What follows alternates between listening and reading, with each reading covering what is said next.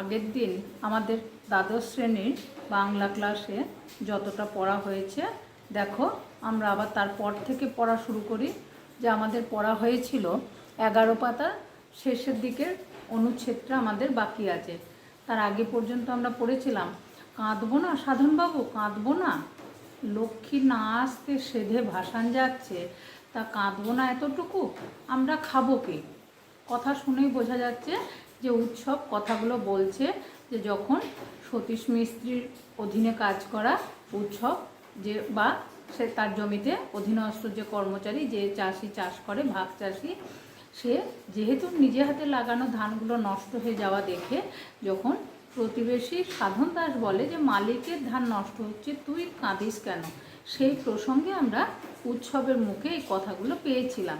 যে ধানগুলো সে নিজে হাতে রোপণ করেছিল, সে বীজ ধান, সেগুলো নষ্ট হয়ে যাওয়াতে সে এইভাবে মন খারাপ হতে পারে, সেটা হয়তো তার নিজস্ব জমি নয়, কিন্তু তার সঙ্গে তার মায়া, তার পরিশ্রম যে জড়িয়ে রয়েছে, তাই সেই পাকা ধান বা ফসল ঘরে না তুলতে পেরে সে যখন এইভাবে কেঁদেছিল, তাই তার সেই প্রতিবেশী যখন তাকে ব্যঙ্গ করে এই সমস্ত কথা বলে, প্রত্যুত্তরে উৎসবের মুখে আমরা এই কথা পেয়েছিলাম। আজকে আমরা তারপর থেকে পড়া শুরু করব। তা গুছিয়ে চিন্তা করতে বসলে আগে মনে হয় ধান খেতে আগুন লাগার কথা, তারপরেই মনে পড়ে যে রাতে ঝড় হয় সেই সন্ধ্যায় অনেক দিন বাদে সে পেট ভরে খেয়েছিল। এই এত হিঞ্চে সেদ্ধ আর এত গুগলি সেদ্ধ আর লঙ্কা পোড়া দিয়ে। দিনটা এমন ছিল যে সেদিন গ্রামের লোকেরা, উৎসবরা পেট ভরে খেয়েছিল। তাহলে এখানে দেখা যাচ্ছে যে উৎসবদের গ্রামের মানুষেরা, তারা পেট ভরে ভাত তরকারি খাওয়াটা তাদের কাছে যেন বিলাসিতা।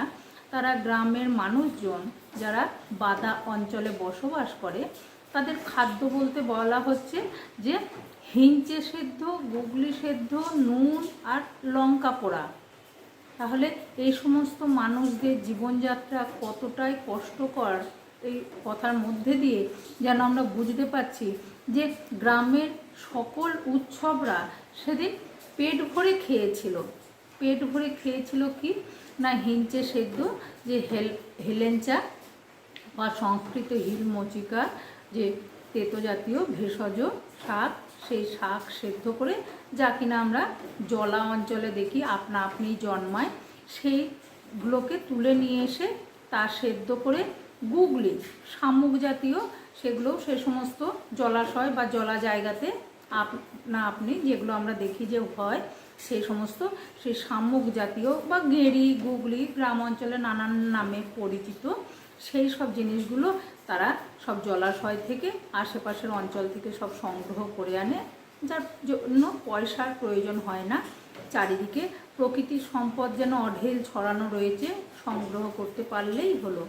এই সমস্ত হেঞ্চে শাক, গুগলি সব কিছু তারা জোগাড় করে নিয়ে এসে কোনো রকমের শুধু সেদ্ধ করে নুন আর লঙ্কা পোড়া দিয়ে তারা গ্রামের সকল উৎসবরা, অর্থাৎ উৎসবের মতো গ্রামের আরও অন্যান্য মানুষরা সেই দিন পেট ভরে খেয়েছিল।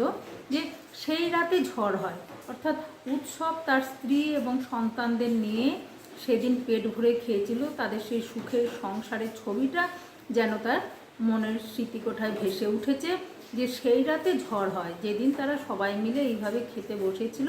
এবং শুধু উৎসবরা নয়, গ্রামের অন্যান্য মানুষরাও তারা নাকি পেট ভরে খেয়েছিল, সেই হচ্ছে তাদের কাছে সুখের স্মৃতি। তারপর মাতলা নদীর জলে সব যে কি এলোমেলো হয়ে গেল, আর কিছু সুখ স্মৃতি উৎসবের মনে পড়ছে না। খেতে খেতে চন্ননীর মা বলেছিল, দেবতার গতি ভালো নয় কো, লৌকানে ঝাড়া বেইরেছে, বুঝিবা বোট মারা পড়ে। এ কথাটাও বেশ মনে পড়ে। খেতে খেতে চন্ননীর মা বলেছিল, অর্থাৎ উৎসবের স্ত্রীর কথা বলা হচ্ছে। এ তো আর এখনকার মতো আধুনিক যুগ নয় যে স্ত্রীর নাম ধরে ডাকবে। গ্রাম অঞ্চলের মানুষ তারা যেন সে সন্তানের মা এইভাবেই তাদের ডাকতে অভ্যস্ত। হয়তো যে উৎসবের কোনো সন্তানের নাম হয়তো চন্দনী, তার থেকে আবার গ্রাম্য রূপ আমরা পাচ্ছি, চন্দনী থেকে হয়তো চন্নুনি, এরকম কিছু হবে। তাই উৎসবের স্ত্রীকে বলা হচ্ছে, আমরা গল্পের মধ্যে পেয়েছি চন্নুনির মা।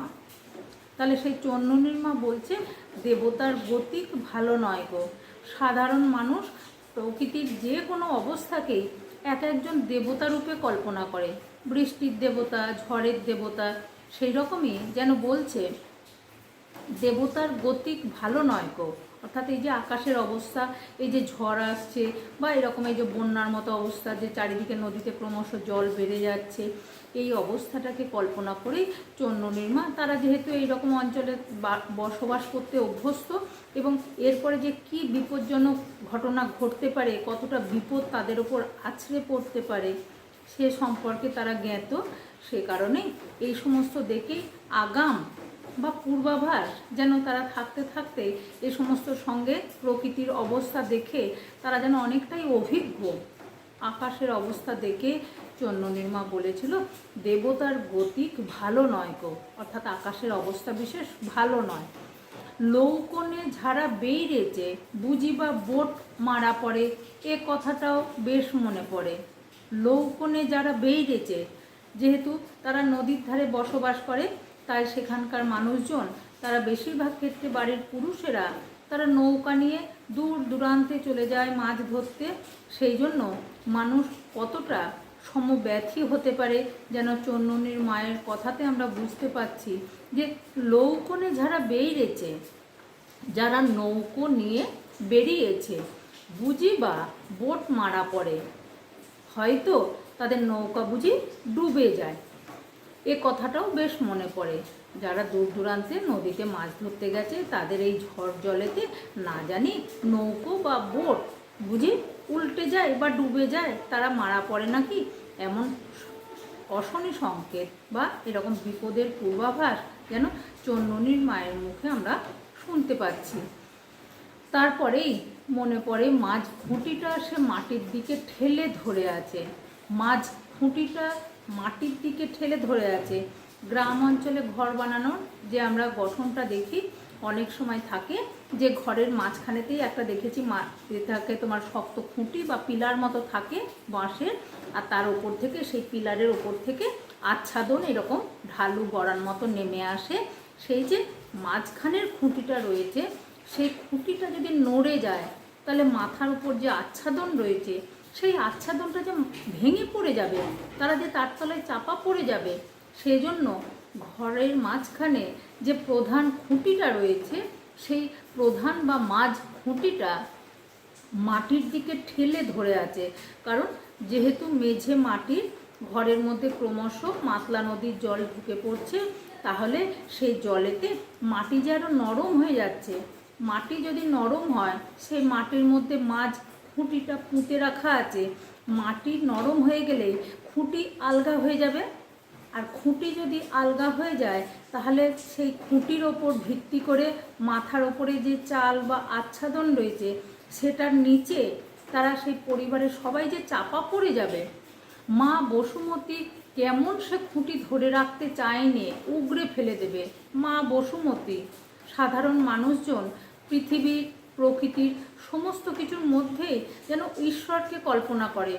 ধরিত্রী মাতা বা বসুমতী, অর্থাৎ এই মাটিকে বোঝানো হচ্ছে যে মা বসুমতী কেমন সে খুঁটি ধরে রাখতে চায়নি।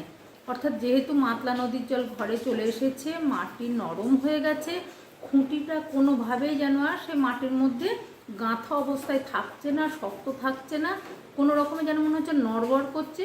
এখনই বুঝি তাদের মাথার উপরে সেই খুঁটির ওপর ভিত্তি করে থাকা চাল বা আচ্ছাদন ভেঙে পড়ে।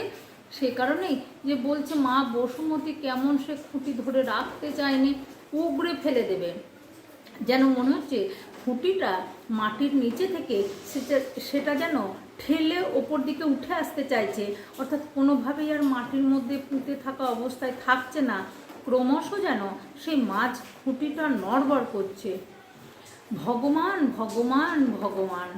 তারপর বিদ্যুৎ চমকে ক্ষণিক আলোর দেখা মাতলার সফেন্ন জল ছুটে আসছে, বারে বারে ঈশ্বরকে ডাকছে। যেহেতু আঞ্চলিক ভাষা ভগবান না বলে কথাটা যেন বটা ময়ে পরিণত হয়েছে, ভগবান ভগবান, অর্থাৎ যেন ভগবান ভগবান বলে অসহায় মানুষ যখন তার জীবনের আর কোথাও কোনো সহায় সম্বল থাকে না, একমাত্র ঈশ্বরের ওপরেই সে বিশ্বাসটুকু রেখে বাঁচতে চায়, সেই কারণেই এই রকম বিপদের দিনে ঈশ্বরের কাছে যেন সে তার জীবনের সেই সহায় সম্বলটুকু খুঁজে পাওয়ার চেষ্টা করছে, সেই কারণে ভগবান ভগবান বলে ডাকছে। তারপর বিদ্যুৎ চমকে ক্ষণিক আলোয় মাতলার সফেনো জল ছুটে আসছে। মাতলার সফেনো জল, সফেনো অর্থাৎ ফেনা সহ, যখন দুরন্ত গতিতে জল ঘরের মধ্যে ক্রমশ প্রবেশ করছে, তখন দেখা যাচ্ছে সেই মাতলা নদীর সফেনো জল অর্থাৎ সেই ফেনা সহ জল যেন ঘরের মধ্যে ক্রমশ দুরন্ত গতিতে ছুটে আসছে। ব্যাস, সব খোলামেলা একাকার। তারপর থেকে কি হলো, কোথায় গেল সব, তুমি কোথায় আমি কোথায়, অর্থাৎ তারপর যে কি হলো উৎসবের আর বিশেষ মনে নেই। তুমি কোথায় আমি কোথায়, অর্থাৎ উৎসবের সেই স্ত্রী, অন্যান্য তার সন্তানেরা, তারা যে কে কোথায় গেল, তার আগের মুহূর্ত পর্যন্ত সবাই একসাথে বসে যে হিঞ্চে সেদ্ধ, গুগলি সেদ্ধ, নুন লঙ্কা পোড়া দিয়ে খেয়েছিল। তারপর ঘরেতে দুরন্ত গতিতে মাতলা নদীর জল চলে আসার পর আর কি হলো মনে নেই। কে কোথায় গেল সব, তুমি কোথায় আমি কোথায়। আমরা আবার পরের ক্লাসে আসছি। দেখো আগের ক্লাসে আমাদের যতটা পড়া হলো তারপর থেকে আমরা পড়ি। কোথায় গেল সব, তুমি কোথায় আমি কোথায়, অর্থাৎ মাতলা নদীর সফেনো জল তাদের ঘরে এসে সংসারটাকেই যেন এলোমেলো করে দিল। উৎসব নাইয়া, পিং হরিচরণ নাইয়া, কাগজ সহ কৌটোটা কোথায়, অর্থাৎ সঠিক নাম হচ্ছে উৎসব, হর্ষ খণ্ডত দন্তস্ব ব, উৎসব। গ্রাম্য ভাষায় বা কথ্য ভাষায় সেই খণ্ডত দন্তস্ব উঠে গিয়ে নামটা হয়েছে ছয় ছয় উৎসব।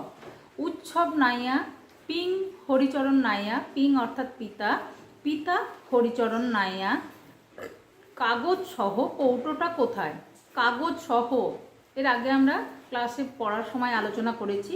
দেখবে আগের ক্লাসে বলা হয়েছে যে যেহেতু নদীর ধারে চড়াতে যে জায়গা থাকে সেখানে এই উৎসবদের মতো মানুষেরা তারা এসে বসতি স্থাপন করেছিল, কিন্তু পরবর্তীকালে এই সমস্ত ভূমিহীন চাষিরা সরকারের কাছে তাদের জমির জন্য মানে মালিকানা সত্ত্বের জন্য তারা দরখাস্ত করেছিল। সেই দরখাস্তের কাগজ একটা কৌটোর মধ্যে সযত্নে উৎসব রেখে দিয়েছিল। নদীর জল ঘরে চলে আসায় সেই কৌটোটাও না জানি বোধহয় ভেসে চলে গেছে। তাই উৎসব বলছে যে কাগজ সহ কৌটোটি কোথায়।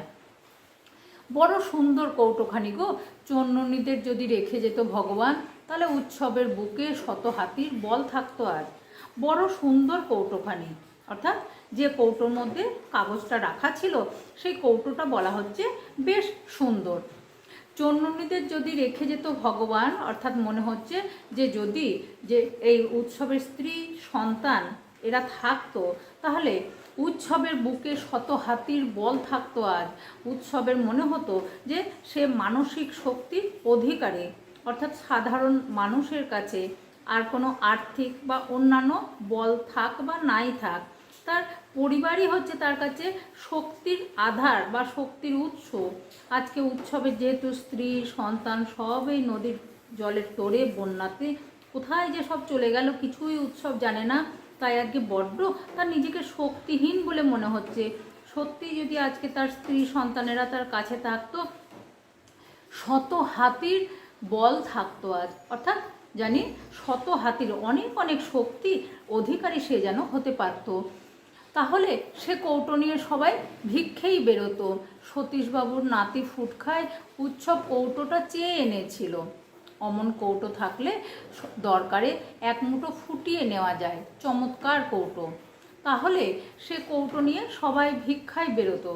যেহেতু তারা হত দরিদ্র পরিবারের মানুষ, তাদের না আছে নিজস্ব জমি, না আছে তাদের সেরকমভাবে আর্থিক সংস্থানের নির্দিষ্ট কিছু পাকা ব্যবস্থা, সে কারণে যখন এই অঞ্চলে বন্যা হলো তাহলে তারা খাবে কি, সে কারণে দরকার হলে যে কৌটোটার ভেতরে কাগজ ছিল সেই কৌটোটা নিয়ে তারা হয়তো বেরিয়ে পড়তে পারতো ভিক্ষা করতে। সেই কৌটোটাই হতো তাদের ভিক্ষা পাত্র। সতীশবাবুর নাতি ফুট খায়। এখানে বানানটা লেখা আছে ফয় হর্ষ প্র, সঠিক কথাটা হলো FOOD ফুড। আমরা ওই যে বললাম কথ্য ভাষা, যেহেতু উৎসবরা হচ্ছে গ্রাম অঞ্চলের মানুষ এবং হয়তো তারা নিরক্ষর বা অল্প শিক্ষিত কিনা জানি না, গল্পে সেভাবে বলা নেই, সে কারণে কথাগুলো একটু যেন সঠিক শব্দ থেকে বিকৃত উচ্চারণে হয়েছে। তাই আমি তোমাদের পড়ানোর সময় সঠিক শব্দটাও বলছি, আবার তার সাথে যেটা একটু গ্রাম্য উচ্চারণ, কথ্য উচ্চারণ, সেই কথ্য উচ্চারণটাও তার সাথে সাথে বলে দিচ্ছি। যে সঠিক শব্দ হলো ফয় হর্ষ ড ফুট, এখানে আছে ফয় হর্ষ ট। সতীশবাবুর নাতি নাকি ফুট খায়, অর্থাৎ যে সতীশ মিস্ত্রির অধীনে উৎসব কাজ করে সেই সতীশ মিস্ত্রির যে নাতি কৌটোর দুধ খায়, তার সে কাছ থেকে কৌটোটা চেয়ে এনেছিল। যে উৎসব কৌটোটি চেয়ে এনেছিল, অমন কৌটো থাকলে যে দরকারে এক মুঠো ফুটিয়ে নেওয়া যায়, চমৎকার কৌটো। কৌটোটা এত ভালো যে কারণে কৌটোটা বেশ শক্তপোক্ত, যে সেই কৌটো নিয়ে প্রয়োজনে ভিক্ষা করতেও বেরোনো যেত, আবার প্রয়োজনে সে কৌটোতে দরকার হলে দুটো ফুটিয়েও নেওয়া যেত। অর্থাৎ খুব একদম যে সেই ইউজ অ্যান্ড থ্রো সেই রকম পাত্র নয়, একটু শক্তপোক্ত গোছের কৌটোটা ছিল, তার মধ্যে প্রয়োজনে দুটো ফুটিয়ে অর্থাৎ সেদ্ধ করে রান্না করাও সম্ভব ছিল। এই পর্যন্ত থাক, দেখো আমরা পরের ক্লাসে আসছি। আগের ক্লাসে যতটা পড়া হলো দেখো, তারপর থেকে পড়ি। 12 পাতার সামনের অংশতে আমরা পড়ছিলাম কি হলো, হাত চালাও বাছা, ওদিকে শুষছে কর্তা, হোম হবে, তা কাঠগুলো দাঁড়িয়ে দেখছো, বড় পিসিমা খনখনিয়ে ওঠে। এই সংসারের অভিভাবিকা হচ্ছেন বড় পিসিমা, যার দাদা মারা যাচ্ছে লিভার ক্যান্সারে, যে কারণে বাড়িতে যাগযজ্ঞ হচ্ছে, তান্ত্রিক এসেছে। সেই দাদার যে বোন অর্থাৎ বড় পিসিমা, যিনি অল্প বয়সে বিয়ে খাওয়া না করে সংসার দেখার কারণে এই সংসারেই রয়ে গেছেন এবং তার পক্ষে আর এই সংসার ছেড়ে যাওয়া সম্ভব হয়নি। সবাই কম বেশি পিসিমাকে সম্মানও জানিয়েছে, পিসিমাই হচ্ছে এ সংসারের অভিভাবক। সেই জন্য পিসিমা খনখনিয়ে ওঠে, কি হলো, হাত চালাও বাছা, ওদিকে শুষছে কর্তা, হোম হবে, তা কাঠগুলো দাঁড়িয়ে দেখছো। এই যে উৎসব এসছে বাদা অঞ্চল থেকে, এই শহর অঞ্চলের বড়লোক বাড়ির মানুষেরা এতই নিষ্ঠুর, তারা গ্রাম অঞ্চলের বা হতদরিদ্র পরিবারের মানুষদের তারা পরিশ্রমকে গ্রাহ্যই করে না। মানুষের প্রতি যে অন্তত মানবিক আচরণ দেখানো দরকার, সেটাও বোধহয় তারা ভুলে যায়। সেই জন্য তাদের কাছে হতদরিদ্র মানুষের পরিশ্রমটা গুরুত্ব পায়, কিন্তু তাদের পারিশ্রমিক গুরুত্ব পায় কি না সে বিষয়ে সন্দেহ রয়েছে। যে মানুষটা 2-3 দিন খেতে পায়নি উৎসব, তাকে খাবার দেওয়া তো দূরে থাক, সেখানে পিসিমা আগেই খনখন করছে যে যেহেতু তার দাদার লিভার ক্যান্সারে আক্রান্ত, তান্ত্রিক বিধান দিয়েছে বড় করে হোমযজ্ঞ করলে নাকি মানুষটা সুস্থ হয়ে যেতে পারে।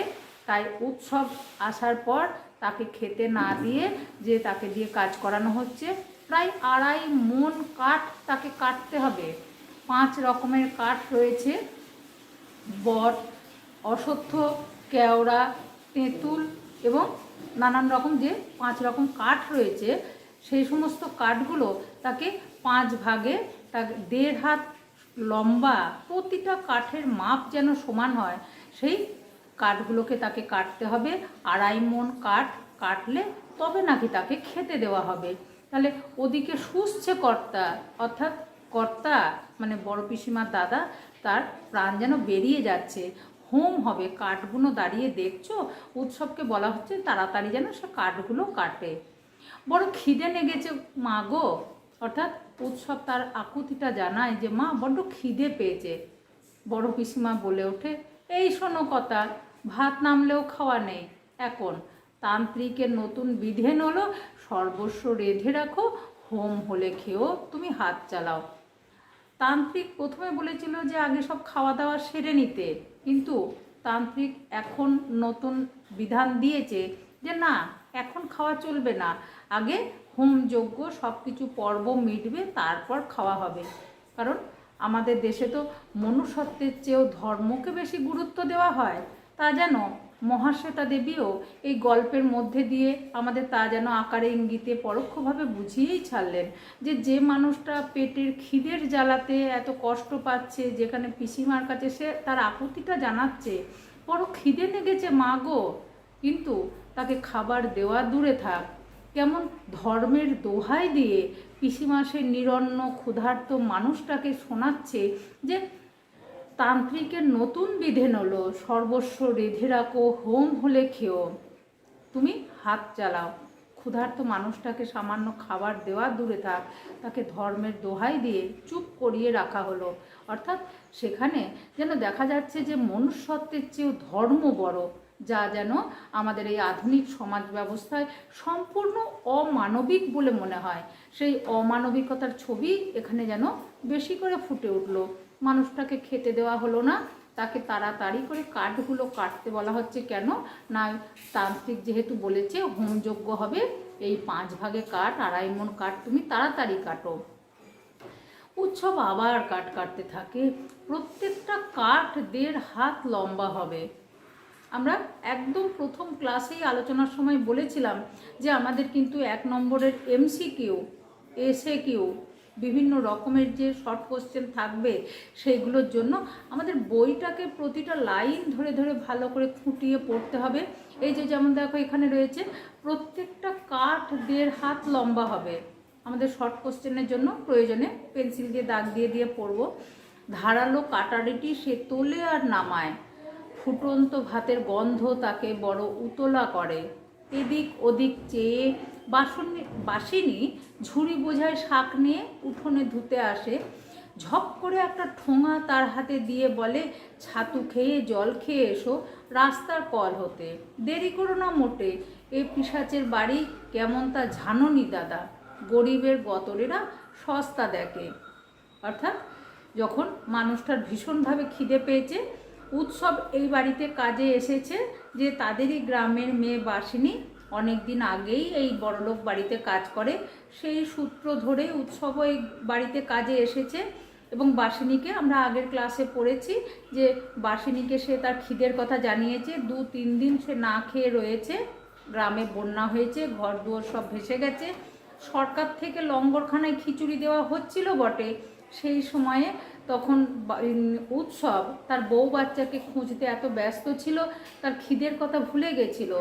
কিন্তু কয়েকদিন পর সে যখন গেল, তখন লঙ্গরখানায় ড্রাই রোল, অর্থাৎ শুকনো খাবার, তখন আর প্রায় সেই রান্না খাওয়ারা খাবার নাই। সেইভাবে উৎসব কিছু খাবার পায়নি বলে বাসিনীকে এসে তার খিদের কথা জানিয়েছিল।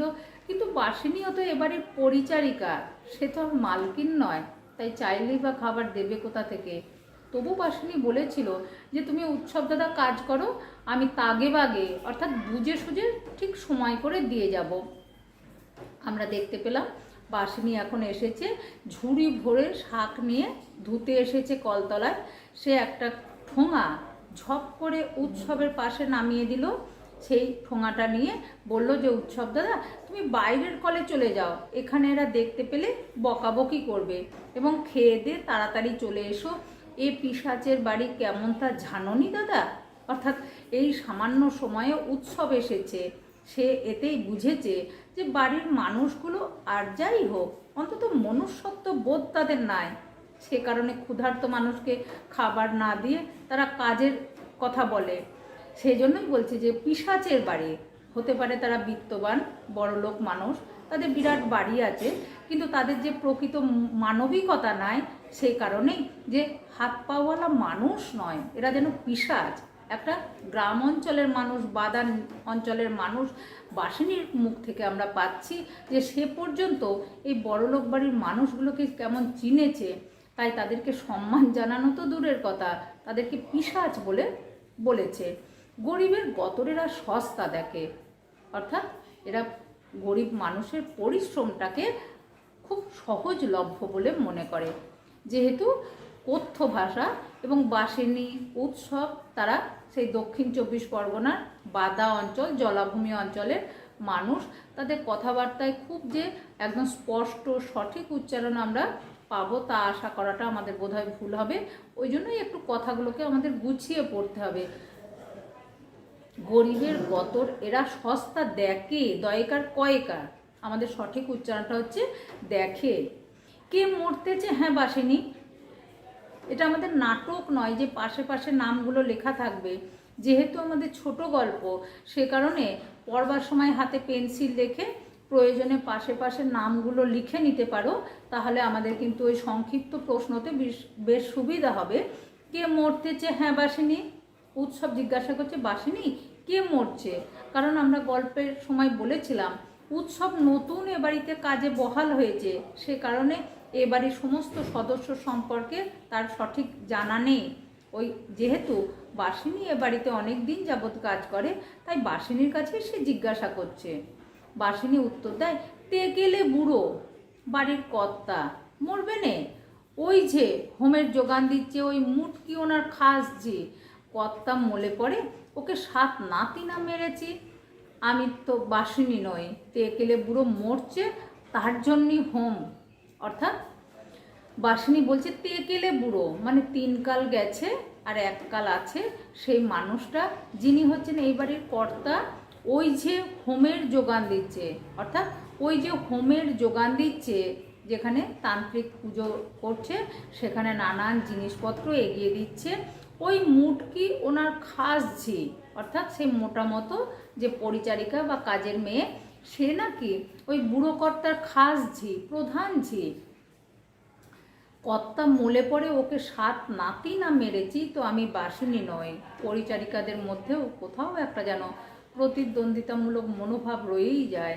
সে কারণে বাসিনী এ বাড়িতে কাজে আসার পর থেকেই দেখছে ওই মোটা মতো যে পরিচারিকা বা কাজের মেয়ে, সে হচ্ছে বাড়ির কর্তা যিনি, অর্থাৎ যিনি এখন লিভার ক্যান্সারে মারা যেতে বসেছেন, যার জন্য এত পুজো অর্চনা হচ্ছে, সে নাকি হচ্ছে ওনার খাস ঝি, প্রধান ঝি। যেইমাত্র বুড়ো কর্তা মারা যাবে, বাসিনীর ইচ্ছা সেই প্রধান ঝিকে যেন তেন প্রকারেণ এই বাড়ি থেকে বের করে দিয়ে পরিচারিকাদের প্রধান পদটা যেন বাসিনী নিতে পারে, সেই রকম তার যেন একটা ইচ্ছা রয়েছে।